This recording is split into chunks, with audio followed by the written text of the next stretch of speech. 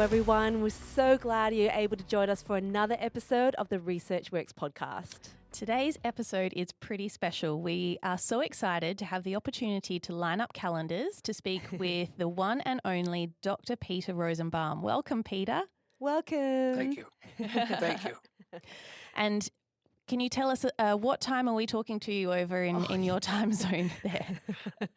It's 8 o'clock at night. Oh, thank you so much. For your yesterday in your terms. Yeah, you're coming to us from the past. Always feels that way. And I feel like 8 p.m. is quite late. So I really do appreciate that you've joined us here today because I find that around 8, I'm winding down and I'm ready to go to sleep. But yes, it's amazing that we've been able to tee this up, and it's just such an honor to be able to speak with you because there's, I think, so many of the topics we've already spoken about over the last few years really does reference a lot of the work that you've been part of and have been leading. And today we're going to really centre our conversation around a paper that you published in 2021 with your co-author Monica Novak-Pavlik in Current Developmental Disorders Reports, which is titled Parenting a Child with Neurodevelopmental Disorder. And this paper is one that we know anyone who's working in child health should read and should be kind of using to start conversations with families and caregivers. But before we get into the paper, we'd like to tell everyone a little bit more about you, Peter. So Peter is a professor of paediatrics and an associate member of the Department of Clinical Epidemiology and Biostatistics at McMaster University. In 1989, Peter co-founded the award-winning CanChild Centre for Childhood Disability Research, a health system-linked research unit that is recognised worldwide for its research and dissemination activities. Peter is a contributing author to over 430 peer-reviewed journal articles and book chapters. He's been an invited lecturer and keynote speaker in over 30 countries.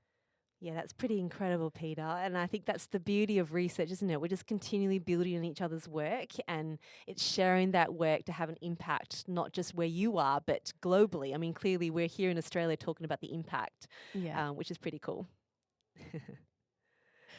So, Peter, we like to start our episodes with an icebreaker question to help all of us get to know each other a little bit better and help our listeners get to know all of us a little bit better as well.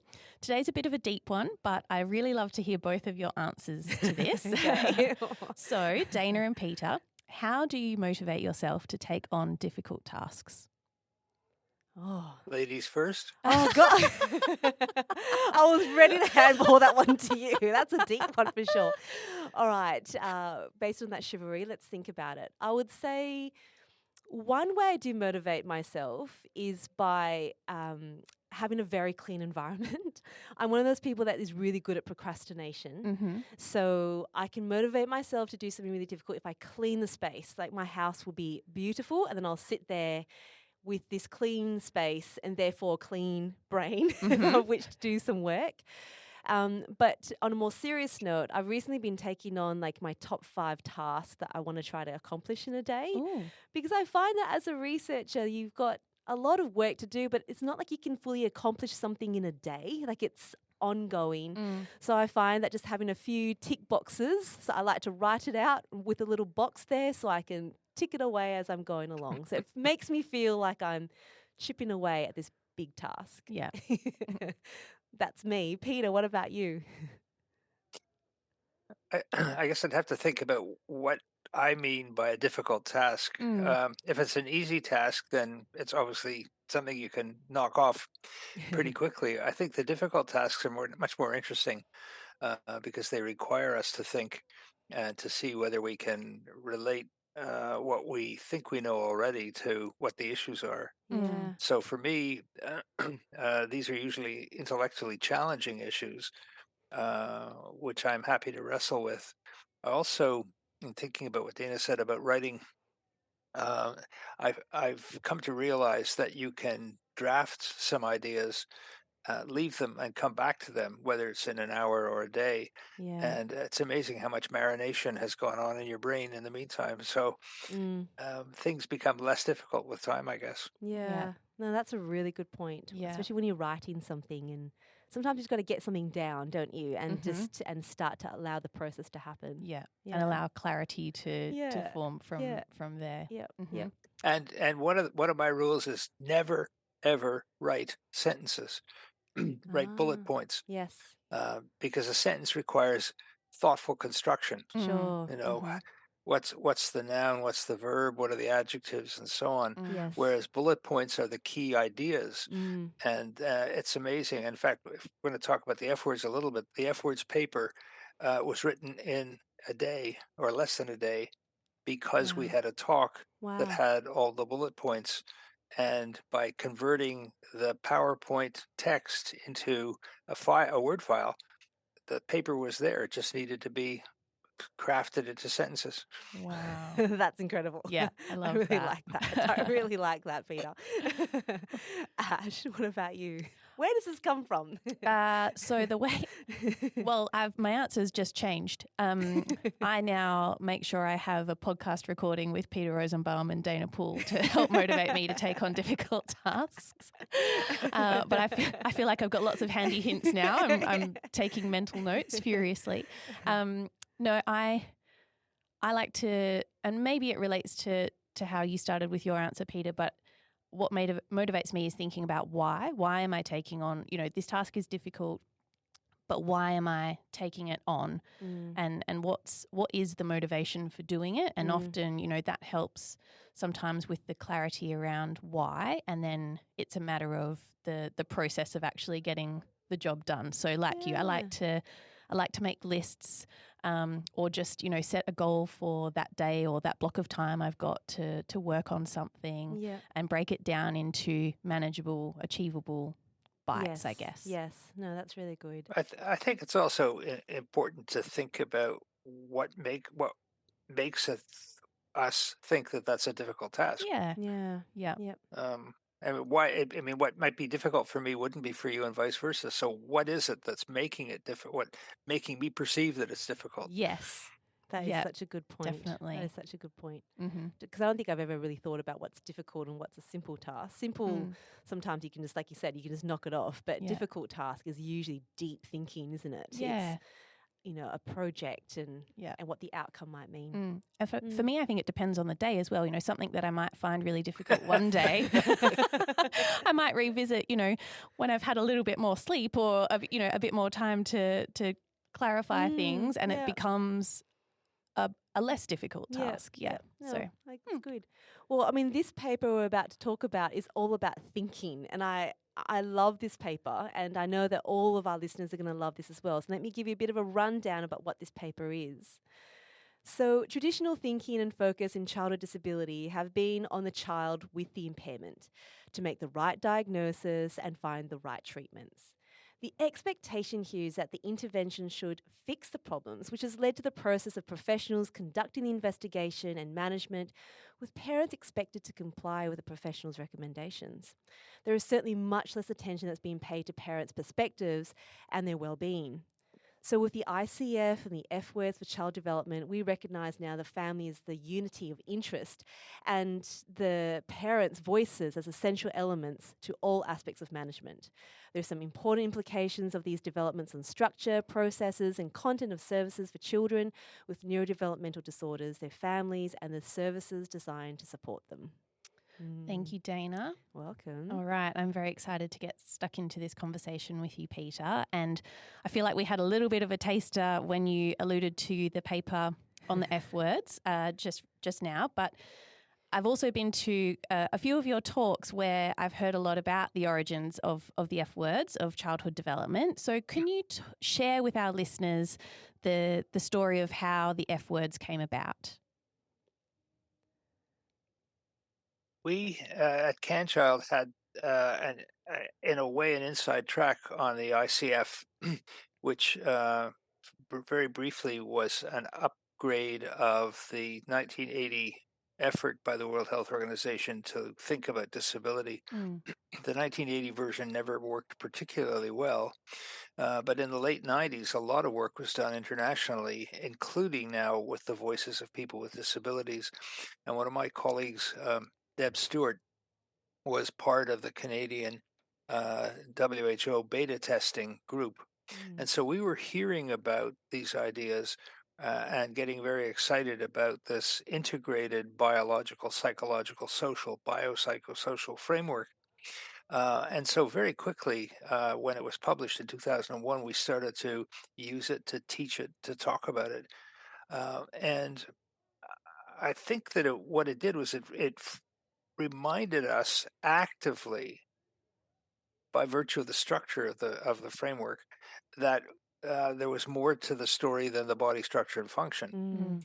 And I have a brief anecdote from my family. When my wife was pregnant with one of our children, an older child was very interested in what was going on. She was 3.5 at the time and pretty bright and could read.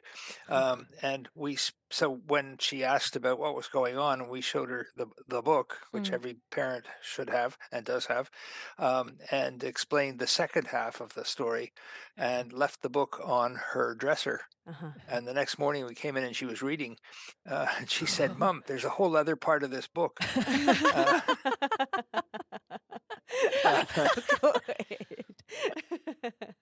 And I slightly frivolous story to say that when we look at the ICF framework, we see that there's more to the story than the body structure and function. There are the consequences of an impairment on activity, on participation, and everybody knows that we should be thinking about environmental factors and personal factors, but now we're expected to.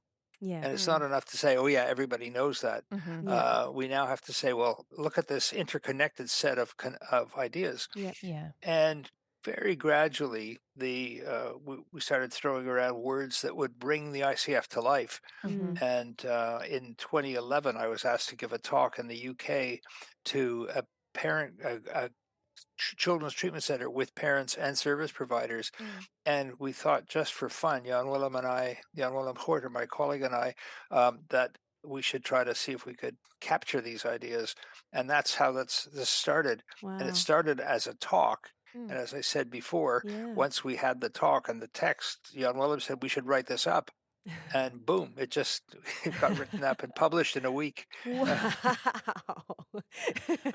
That's very inspirational. aspirational. It was just a throwaway idea that's gone crazy. Yeah. And clearly, the fact that it has such a quick uptake, it means something to people. People recognize that, because we want to see the other side of the story. You know, we don't want to just see the.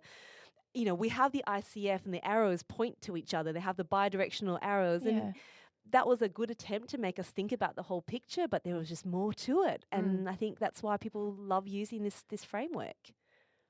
I think the F words are really a tongue-in-cheek, a bit of fun. If the original paper was called "The F Words for Childhood Disability," I swear this is how we should think.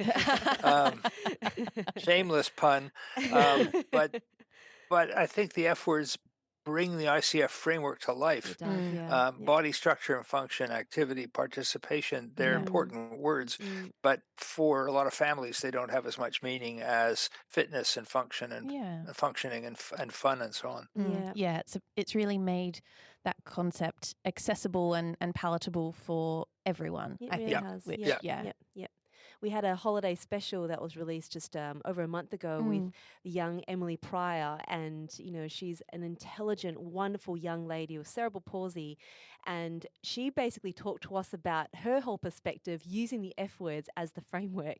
She went through every single thing, and I was so impressed by her saying, you know, what's important for me, what do I find fun, why I do this because of my friends and my family, and I think about my future and what my function and fitness do for me now for that. And it was a wonderful dialogue and great for her, but it helps us to think about it as health professionals.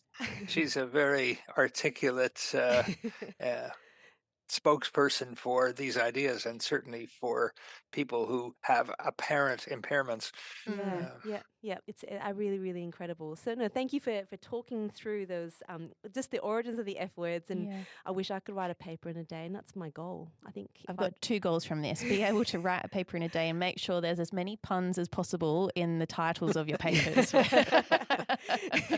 It did draw me to that paper. I remember seeing it going, whoa, I want to see this one. Look, so sort of building on that as a bit of a framework now, I really want to talk through these 3, I don't know where my emphasis and my syllables are going to go here. 3 premises. Yep. Okay. 3 premises and its implications for parents and professionals. So let's start with premise 1. Children live in a context of family and community. And this, on the outset, it seems so obvious, but why is it so important for you to have stated this in the paper? Things are obvious when people point them out. And I talk when we lecture about the F words, which we do a lot, teach about the F words.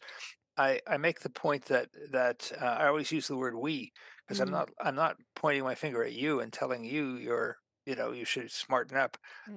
I trained a long time ago with very good people and was very well trained, I think, in the concepts of the time. But there were things in front of our noses that we just didn't see. I'll come back to this at the end with reference to something I've written recently.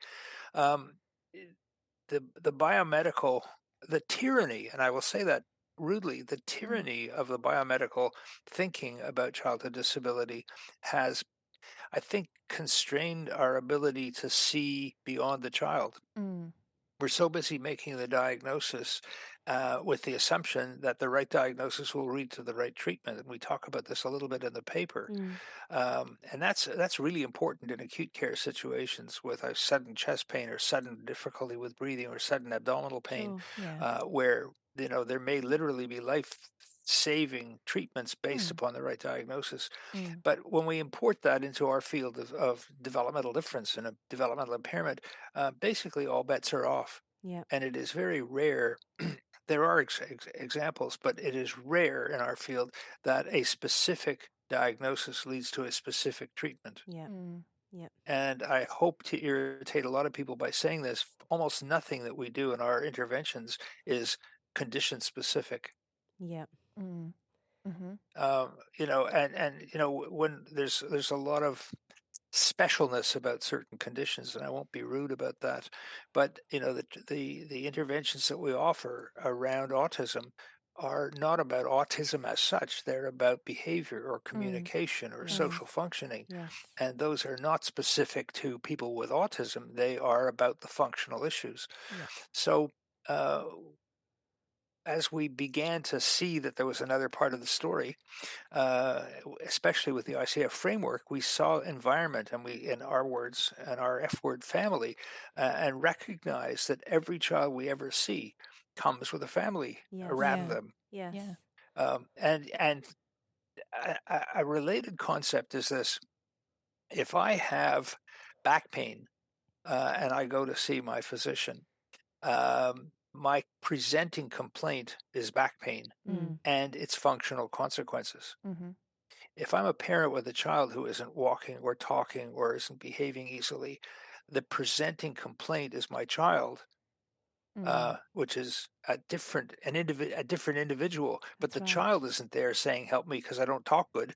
The parent is there because the child is having difficulty. And so if we recognize that and think about that, then it is the family that is the presenting patient is the wrong word, but they're the people whose issues we have to address. And they're the ones seeking the help and support. And they're not just there to take our advice and do the things we tell them to do. They're there for us to help them understand their dilemma, which is their child's impairment. And again, that's terribly obvious, and yet we just haven't behaved that way in the past. We, including me. So I'm not throwing bricks at anybody else. It's a really, like you said, it's only obvious when you point it out, but when you think deeply and you reflect on your own thoughts and your processes as health professionals, the idea that a parent does come to you seeking help, you really are dealing with a parent with their own interpretation of how this is impacting them, how the world might be perceiving them, what are the expectations being placed on me. And there's a lot of that before you even think about the child itself. There's so many factors to be considering right in that initial presentation, isn't there? And I suspect that the three of us are never, ever the first people to see the child and family. Yeah. So it's important to know what the parents have been told. What are the expectations? Go and see the therapist. They'll fix things. That's a hell of a burden on you. Or dumping things into the lap of the developmental pediatrician who will sort things out. Yeah. What are the parents' expectations of us? Yeah. What have they been told these days? What have they read on the internet? What do the Yes. grandparents think, and so on? Yes. They arrive with considerable amounts of information, some of it accurate, some of it perhaps inaccurate, but we need to understand that as well so that we can connect. Yep. Yeah. And I guess it's teasing it out because you need to understand where they're coming from before you do start providing information. It's so individual, isn't it? And where they are in understanding what's happening in that situation too. Yeah. What's their question? Yeah. Yes. Yeah. That's true. And so, Peter, when we try to make our practice family-centered and put the family at the center of what we're doing rather than the child that we're trying to fix in inverted commas, what does family-centered practice look like? Starting off by asking parents, how can we be helpful? Well, that's a good place to start. Asking them to boast about their children. Yep. Tell me about your child. And if what we get is a catalog of all the problems, that is not a criticism of the parents, but that is an indication that that's what they've been told is important. Yeah. And so, when they start telling me about the problems, what the child can't do, I say, hold on, we're going to get there. But I want you to tell me what you like about your child. I'm trying to change the nature and the tenor of the conversation to focus on the person who is rather than the person who isn't or the person who's broken. And I know that sounds awfully corny, but for many parents, nobody's ever asked them. Yeah. Yep. This is such important points, aren't they? Yeah. And I'm so glad that we started with that as the first premise to really start thinking deeply about it and that initial presentation. What does that mean? Yeah. So the second premise, Peter, is the centrality of development in developmental disability and its importance for parenting. Can you unpack that a little bit for us? Because when I was reading the paper, this one, really struck a chord with me. So I'd love to hear from you a little bit more about what that means. I've been working in the field of developmental disability for over 50 years. And when we say those words, what people hear is disability. Yep. What do we mean by developmental disability? How is it different for a 2-year-old to have a motor impairment related to spina bifida or cerebral palsy, and me at very much more than 2 years old to acquire a motor disability, a motor impairment? And the premise, which it took me a very long time to recognize, is that the conditions with which we're involved and interested are having or are likely to have an impact on the child's development. And so I use examples like identical twins, one of whom has cerebral palsy, and they're 2 years old and therefore junior adolescents. And one of them can run around and get into what we call mischief, and the other one with a significant motor impairment cannot do that. Not only is it sad that the child can't move, but that's having profound developmental impact. Yeah. And evidence to support what I'm saying comes from many sources, including, for example, the impact of providing powered mobility to 2-year-olds with significant motor restriction. and how that opens their world. It empowers them both literally and figuratively. And suddenly other people see that child differently and interact with that child differently. The child is getting into what we call mischief. And mischief is never prescribed in the sense that you should go out and get into trouble so we can yell at you. But when children are enabled to do that, they get the social consequences of that. I used to see a girl many years ago who was an ex-prem with probably level 4 cerebral palsy by today's jargon. And her mom came in one day when Jenny was 6, and I asked how things were going. Her mother had a big smile. She said, the other day, Jenny's power wheelchair wouldn't start. And I said to Jenny, this is the mother, I said to Jenny, did you go through the hose on the lawn? And Jenny said no. And her mother took the top off the motor, and out came all this water. And so Jenny was grounded for telling a lie. But her mother was, smart enough to recognize how terrific that was, because that was ordinary nonsense of kids. And so, that I think illustrates the value of being able to explore the world. And Jenny, with 1,000 years of therapy, Jenny would still have cerebral palsy and would still have level 4 cerebral palsy. But Jenny was going to a regular school, and Jenny was having a really good life. And when you talk through that premise, Peter, and when I hear that story about Jenny, which I absolutely love, I come back to the conversation we had with Christine about just attending or actually being able to be involved in your world, just showing up. And I feel like, this shift from it being enough for kids to just be there and to show up and sit while, people are doing things around them, being able to include them and have them be involved in their world is so critical.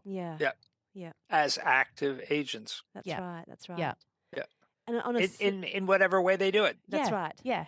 And I think on that as well, one of the things that I do a lot in my practice is supporting children getting into walking frames as early as possible, or supported stepping, or whatever the word might be for it. And it's so funny when that does happen and they do have a walking frame they can use at home. The parents come back and they're like, they're just everywhere. I don't know where they are right now. I used to just put them down somewhere and that's where they'd be, but now they're just everywhere. And I'm like, well, that's a good problem to have, and I'm not going to apologize for it as long as it's safe. But the point is always just to get up and move in whatever way that might look, and the child is feeling more fulfilled. And that's always highly linked to their development. And whether I always talk about to families, it's their cognitive development, it's the social constructs that happen from that. So now they're involved. It's the same kind of thing, isn't it? But you are of a different generation than I was brought up in, where if you couldn't do it properly and nicely, you shouldn't do it. And another example that I cite very often is the 1988 study published by Fred Palmer and his colleagues at Johns Hopkins in the United States. And this was a study, it was a randomized clinical trial, and one of the early decent clinical trials in our field. And they randomized toddlers with diplegic cerebral palsy. I think the children ranged in age from 12 to 19 months, and they were randomized to 6 months of NDT therapy or 6 months of an early intervention program, were reassessed at 6 months, and then all of the children got 6 more months of NDT therapy.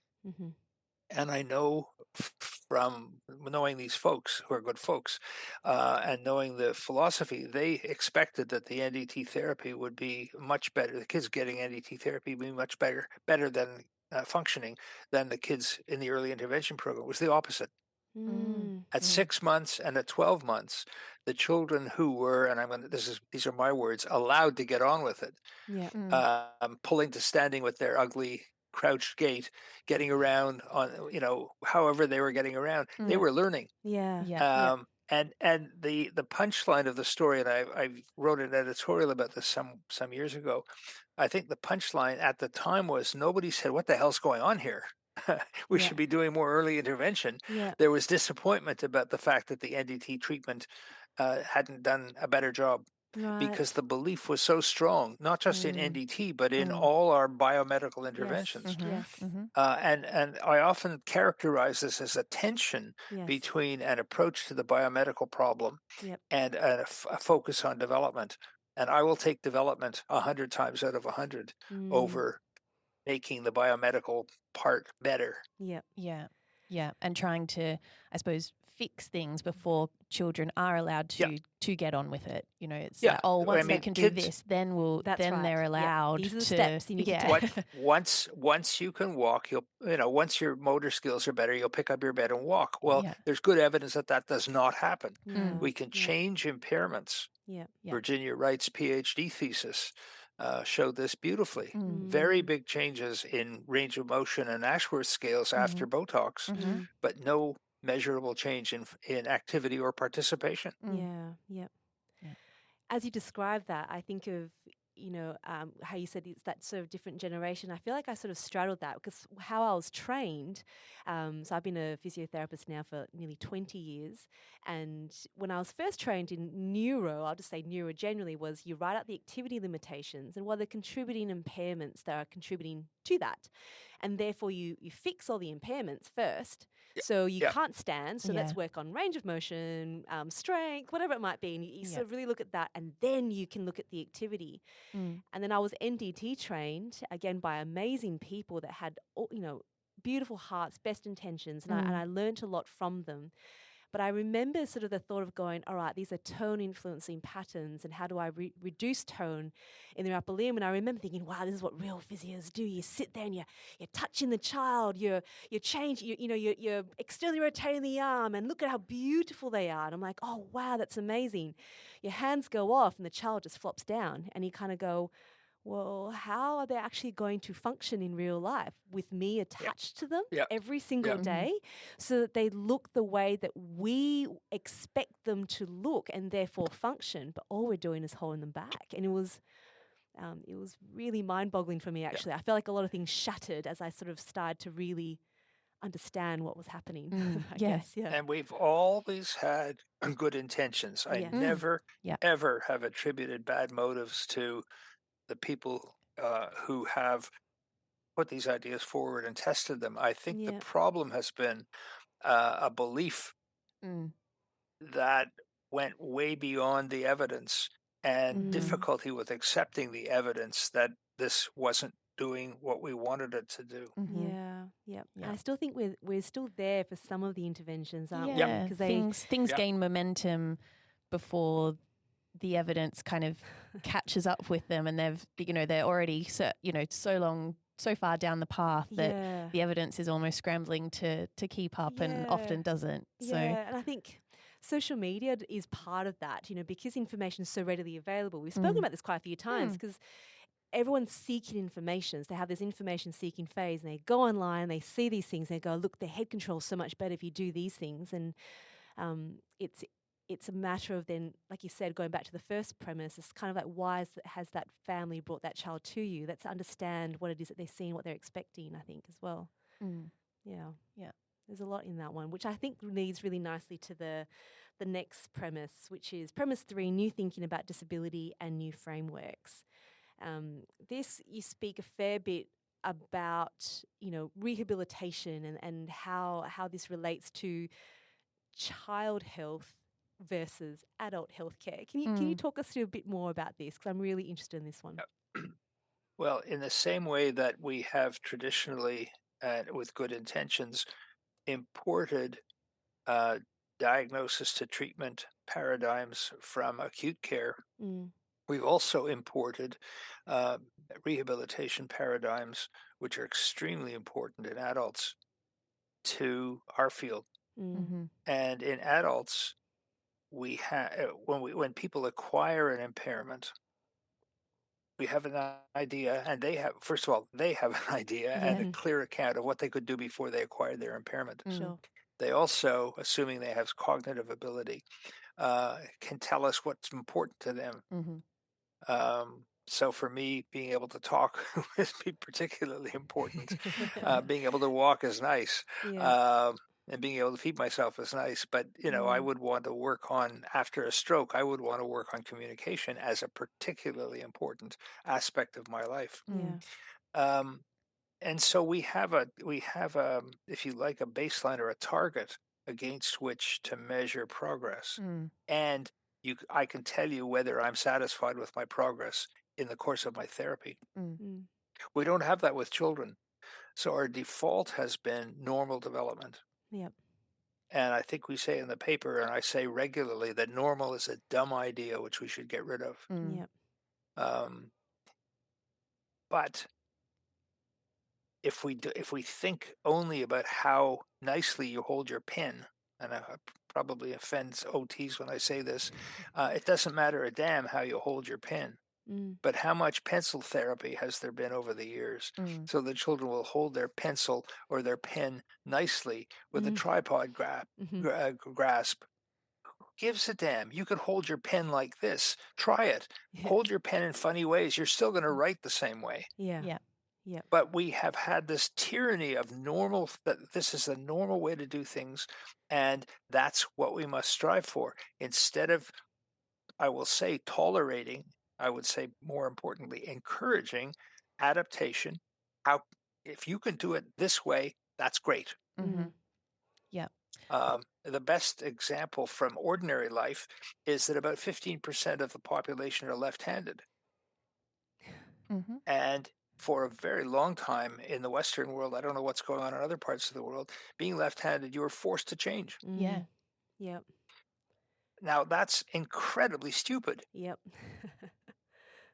And it speaks to the tyranny of normal. Yeah. I remember that. I mean, I'm right-handed, but I remember my sister who was left-handed. And that first realization that my parents had, this was probably in the 80s, was, no, put the pen in the right hand. Like, try this. And she kept swapping it back, and she's able to write with the left hand. What's about that? But it was about, that came from a parental expectation of what that should look like. Yeah. Didn't it? Yeah. But it's not just, but where do the parents' expectations come from? Yes. That's the way it's done. Yeah, that's true. Yeah. And, there are many examples of the tyranny of normal. Milestones are another one. Yes. Talk us through that one. That's just something we love talking about a fair bit. Yeah. Just, you just talk to us at milestones. Let's start there. Well, milestones are averages. Yeah. When do children walk? You don't have to answer that, but I mean that's the example I use in clinic and the example I've used in my teaching for the last 40 years is, when do girls get their first period? 9 or 10 or 11 or 12 or 13 or 14 or 15 or 16 or 17. Yeah. I mean, how can we have a 6 or 7 or 8 year window for something that happens to half the world? Yeah. And yet be so tyrannical about milestones. Yeah. And I think milestones for many parents are millstones. I think they create tremendous difficulty. Half the world is below average on anything. Yeah. That's such a If you good think point. about it that way, the question is not whether your child is walking at 12 months. What is your child doing? If they're crawling like a mad fool, then they're going to walk. If they're bum shuffling or scooting or hitching or whatever term you use, they're going to walk at 18 months. That's a recognized variation of motor development. And so we need to be much more flexible and thoughtful about milestones than just the number. Yeah. And we need to think about what children are doing. What's the quality of what they're doing? Yes. And as someone who has 2 young children who perhaps didn't achieve those milestones bang on average, there was variation, and most of the time it was, after that kind of magic number that we have in our heads as parents, and even with all of the training and the reading that I've done in my job, there's still that little niggling voice in the back of your mind that says, "Oh, but they've turned 1 now. Yeah, she hasn't walked. I wonder when that's going to happen, and when should I start to think a little bit more about that. And it's very hard to unlearn that really kind of, when it's coming at you from so many aspects within society, it is really hard to untrain your brain to think that way. Especially at our work. Yeah, exactly. But it is so destructive. I've seen firsthand when, families have received, the news that they weren't expecting. They said, oh, well, I really need them to roll. They have to roll now. And I'm bringing them to you so they can roll. And you're like, well, there's other forms of mobility. Let's look at those. No, I really want to look at the rolling. And you realize the pressure that's been placed on that family and the therapist to look at that. And then I get very frustrated then when I see therapies or approaches that target that and say, you're doing these therapies, these very hands-on therapies like we're just talking about before, that will fix it. And there's a lot of fix it kind of language which pulls people in because that's where they're at. And I think we need to understand from parents where the concern comes from. Yes. Yeah. And it may come from the grandparents. It may come from, and not to blame grandparents. I'm all in favor of grandparenting. But parents usually, they're looking on the website. Their nephew or niece is doing things that their child of the same age isn't doing. And we need to understand both where the concern comes from and what they think it means. And if we can think, and especially I do neonatal follow-up, and these are kids that are at high risk for having cerebral palsy. So often the worry is that the failure to do something is an early manifestation of an impairment. And so again, being able to say, well, they're not walking. I agree that they're 12 months old, corrected age, which is really important as well. And they're not walking. What are they doing? Well, they're crawling like crazy, and they're pulling up to stand. Yeah. They're going to walk. Yeah. Their brain is programming their limbs to do alternate movement, and they're doing it very well. And quite frankly, at this point, it is much easier for them to crawl and get what they want than it is to walk. Yeah. And by the way, you're going to be sorry when they can walk. But there's one additional element of this, of course, and that is that doing things in an ordinary way relieves the worry that they won't be able to do it. Sure. So it's not enough that they get around. I want them to walk, because until they can walk, they are failing to walk. Yeah. And so our advice can be to teach them to roll, in the example you were using before, or it can be to reassure them. To reassure parents. And say they don't need therapy to learn to roll. Learning to roll is not, for most people, a life-enhancing skill. And Peter, that I think comes back to one of the points that's raised in this paper about the value of being able to explain as clearly as possible to families both what is happening and what that might mean to kind of manage, I suppose, the expectations that other people are placing on them and they might be placing on themselves and their child, and really, speaking as clearly as possible and speaking the truth. And speaking about functioning, as opposed to biomedical excellence. I don't know how many Tiger Woods there are. Tiger Woods started learning to play golf when he was 18 months old. Most good golfers didn't start at 18 months, and most athletes didn't start when they were 2. So our ability to predict later functioning is probably pretty limited early on. And our ability to recognize what is working, how it's working, and how this or that variation might play out in the short term and the long term becomes a really important part of what we can do as people with understanding of child development and experience with it. It seems to come down a lot to assumptions. And I love in this paper you did say, the inconsistencies that we might accept within our own parameters. Like you had the great bike riding Yes. example. I really want, we can hopefully talk through that one a bit more, and what we expect from children who have impairments and performing them in this sort of set way, yet we don't expect that for any of us when we're talking about, if we want to learn how to ride a bike. You said in the example, you might use training wheels, and, the training wheels are there to aid them, and when they don't need them anymore, you take them away, and that's fine. That didn't hinder them, it helped them.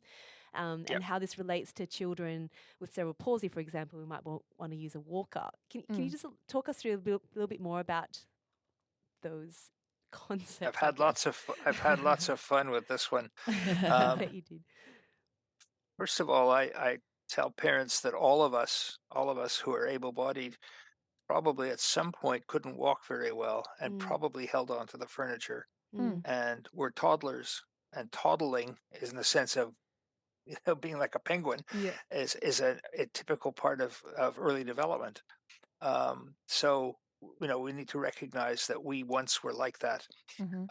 We also need to recognize that in the course of development and keep talking about that change. I'll tell you about a child I saw this afternoon in a minute. Okay. The change that's happening, we take credit for it all as therapists and professionals. But in fact, it's a force of nature that even children with impairments change and develop. Yes. And so learning to do something like walk with a walker allows a child to do several things. First of all, to get, as I said earlier, to get the value of being able to be mobile. So you're motivated to do it some more. Second of all, the more you do it, the better you get at it. Third of all, with development, some of the things that were difficult before become less difficult. And so even if the walker becomes a permanent part of that person's mobility skill, which is for me no big deal, it's better than sitting around doing nothing. Often it's not. Often it's a temporary support on the way to learning the skill. Because again, and I want to emphasize this so strongly, and I do with parents, children are constantly changing. And we think that the only way they're going to change is with therapy.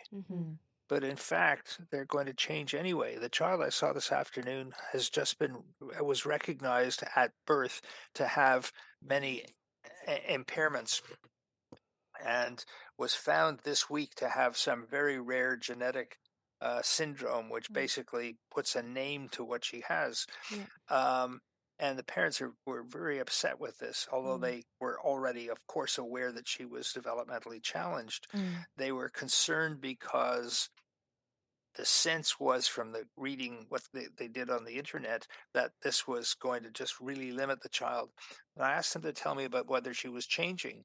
And as they began to think about it, they could give more and more and more examples of things she couldn't do last month that she can do now. And I think it's really important for us to help parents recognize that change is happening. And I say to them, of course, we're going to take credit for all of it because we're terrific therapists and doctors. But the reality is that what we're trying to do is keep up with the natural changes that are happening and to give parents and children opportunities to exploit the skills that are emerging. When you say that resonates with me so much, because we know that there is maturation. Children are always developing. And I do hear all the time therapists taking credit for the child being able to do something. And I often say to the family, they were probably already developing anyway. Like, it's about creating the opportunity of how they can use those skills in a way that's meaningful for them. And I guess that highlights why when we're doing studies and we're trying to look at interventions and how they work is, anecdotes are great stories to tell, but how do we know that child wasn't going to develop anyway versus engage in a therapy which was 80 hours every single day and, the family had to remortgage their house for it? Like, how do we know that particular therapy had the impact they wanted to when there is maturation? And I think that's an important point. But it's the answer is we don't know, and almost certainly all of those therapies are a waste of time and money and effort and lost opportunity. Because when you're doing all that therapy, you're not out playing. Yes. When you're doing all that therapy, you're not listening to music or Yeah. doing other stuff you could be doing. When parents say, "Why aren't you doing such and such?" my answer is usually that there is either no evidence that such and such works, or that people have studied it and it doesn't work. Yeah. And when you parents are reading things on the internet, Mm. if it sounds like it's too good to be true, Mm-hmm. it probably is. Yeah. I don't want our clinic to look stupid because we're missing what somebody down the road is doing if what they're doing down the road actually works. Yes. Yeah. But lots of things that are promised don't actually work. Yeah. Yeah. Someone said that the other day, didn't they? When in the podcast, it's too good to be true. It's probably too good probably to be is. true. Yeah. Yeah. Yeah. And so, Peter, does taking a strengths-based approach to how we talk to families and how we encourage families to talk about their child, does that kind of encourage this focus more on development and what is happening rather than what isn't happening or should be happening and hasn't happened? I believe it does. And it's very hard when you're a parent to have a sense that anything's changed from yesterday. What I said to this family, and I've said to many families, is what I'm suggesting you do with this 3-year-old is, let's say that arbitrarily the first day of the month, it happens to be the first day of the month, make a 5-minute video of her playing and eating and doing her ordinary stuff. And then, collect that on the first day of the month and look back after 2 or 3 months and say, oh my goodness, we'd forgotten that this was how she did it before, or she couldn't do it. Yeah. We don't see it when it's happening, when we're up close to it. Yeah. Another thing is to listen to what the daycare teacher says, or the school teacher, or the child's aunt or uncle who looks after them for the day, and hear about the child in other circumstances. Because sometimes we hear about things and kids show us things that they don't do at home. Yeah. That's so true. And that's a function of environment, which is quite important. Yeah. And we expect to see things in clinic because that's our setting. Yeah. But maybe the kids are tired. Maybe they're shy. Maybe they don't want to perform. And maybe we need to listen to parents. And when you talk a lot about that, I think of the traffic light system. Like we've spoken to Ina Novak, we've spoken to Kathy Morgan, we've looked really closely at that traffic light system and what's got the green light and the amber light in terms of the evidence of what therapies that might be engaged with, and then we've got the red light interventions. And we sort of touched on a little bit before, and there's some sort of interventions that people still find hard to maybe let go of because it's what they've always done. My question for you is, what's your advice on that? Because there's some red light interventions that we know of. There's some interventions that have not been studied yet, but got similar features to those red light interventions, so they're not even named there yet. But they might still be highly engaged with. What's your advice to therapists who are looking at that and that pressure of kind of going, okay, what kind of therapies can I provide? I think there are several things to say about that paper and that set of studies. First of all, it was published, at least 10 years ago?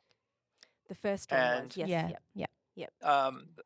And so even if everything that was there was fully accurate, and I'm not sure that was necessarily true, it was a study of a study of review studies. Yes.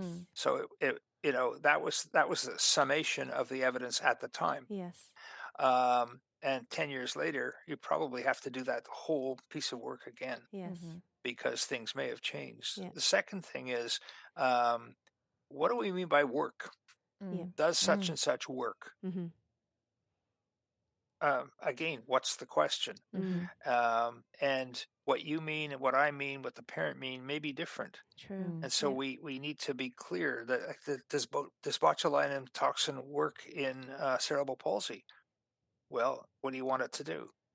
Does it decrease the spasticity? Does it help to increase range of motion? Yes and yes. Does it make a difference to function? Not very much. What's the question? Yeah. And so I think that the traffic light system has its limitations. One of probably the most dramatic aspects of that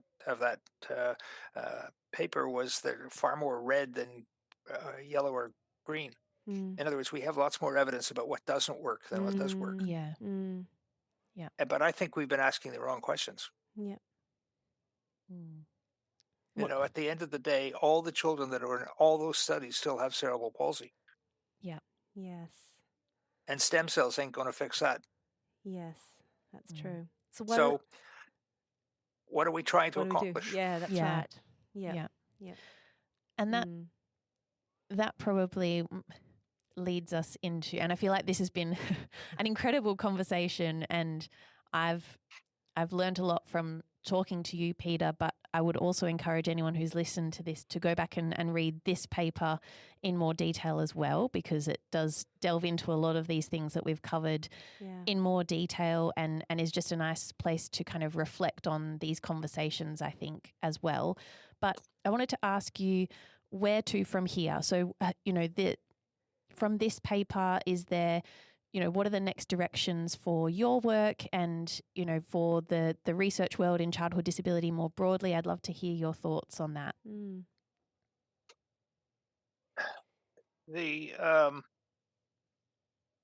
I think that the next frontier, and sadly a frontier that's been there for a long time we haven't paid attention to, is what do the former children look like? Mm. And I was at an American Academy for Cerebral Palsy meeting in Boston in 1980, when there was, for the first time that I was aware of, a symposium on adults with cerebral palsy. Mm. And some of us said, "Oh my God, of course they grow up." And because of the balkanization of our systems in terms of Yeah. ages, when Yeah. you get to be 16 or 18 or 21 or whatever, your particular system you fall off the cliff. Yeah. Mm. And these children or former children, adolescents, disappear. Mm. Yeah. They disappear from our view. They Yeah. don't disappear from their family's view, and they don't disappear from the community. Yeah. But they have traditionally been neglected. The Mm. adult world doesn't understand them. The adult world isn't kind to them, and so on. And so there's now a lot of work. I think that for young people looking for academic careers, looking at the life course of people with conditions like cerebral palsy and spina bifida, Mm. and learning lessons from the adults. I would challenge you to find me one adult in 1,000 with cerebral palsy who says they just loved therapy and therapy made all the difference in the world. Mm. Mm. But that's where so much of our effort has been put. Mm-hmm. So the question to the adults is, what's important to you? Yeah. And it is things like housing, friendships, intimate relationships, having a decent income, having a job, and so Yeah. on. Yeah. Yeah. And those are things about which we do very little. Now, Mm. you can say, well, 3-year-olds aren't ready to go out to work. But if we take some of the lessons, and this is some work we're starting to do now, if we take some of the lessons from adults, so if we think about the F word future, which we Yeah. added, Yep. Mm. what does the future look like? And what are the lessons from adults and from the parents of adults Yeah. that we should feed back to our clinic, and working with 2-year-olds and 3-year-olds and 4-year-olds, and talking with the parents about enabling and empowering kids to start learning how to do stuff. Yeah. Yeah. I'll tell you an Interesting. anecdote that is particularly funny is an ex-prem that I used to see with cerebral palsy, whose mother is a very outspoken and very bright advocate. So I saw this little girl for several years, and at one point her mom came in and was quite incensed because I hadn't talked about Botox. I said, "What do you mean?" She said, "You didn't tell us about Botox." I said, "Why would I tell you about Botox?" And she said, "Because people use Botox for cerebral palsy." I said, "Yes, they do, but not for the kind of cerebral palsy your daughter has. There's no rule for Botox." Mm.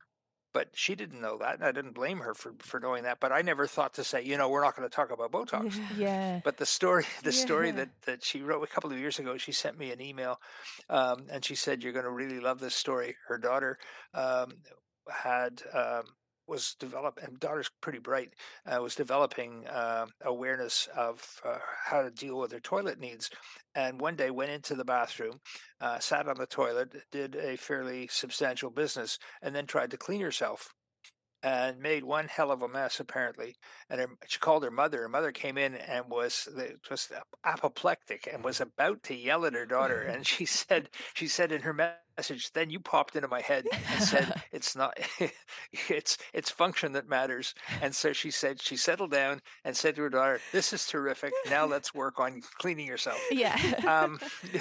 Again, it's an anecdote, but if we can help parents see their way to helping kids, even though it may take more time, that this kind of independence is fundamental. You can't imagine going out with your friends to watch a movie and suddenly needing to use the toilet and being unable to manage. That's right. Yep. So we've got to sort of think where things are going toward the future and engage the kids and give them opportunities to try things and learn things early. Yep. I love that. Oh, that's really, really good. And I think, I got so much out of this conversation, Peter, and I think everyone's going to be thinking really deeply about what it is they're doing. And it's okay to challenge ourselves to think about what we've always done might not always be the best way or in the best interest for the children that will one day become adults. And we spoke with Mark Peterson last year, and he was very passionate about, the fact that GPs were surprised that there was such things in adult with cerebral palsy, and that kind of just made us. That was mind blowing. Yeah, mind of it.